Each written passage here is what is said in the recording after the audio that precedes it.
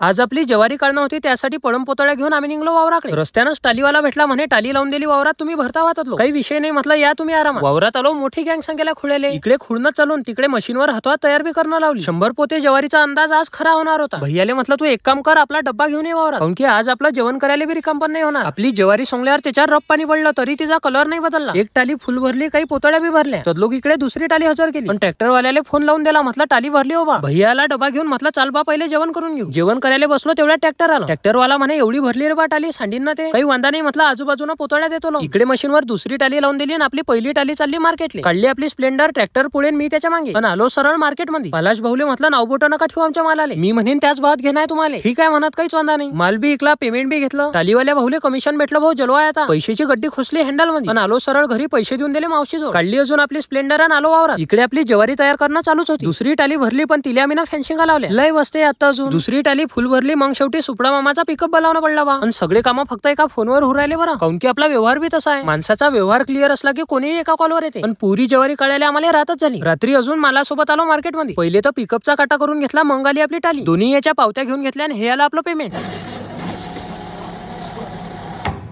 लोकायले आता हा पैसा दिसेन, पण याच्या मागची मेहनत नाही दिसणार। बरं ते सगळं जाऊ द्या, व्हिडिओ आवडला असेल तर फॉलो करून घ्या। मी तर चाललो घरी, काऊन की थंडगार काम झालं बा आज।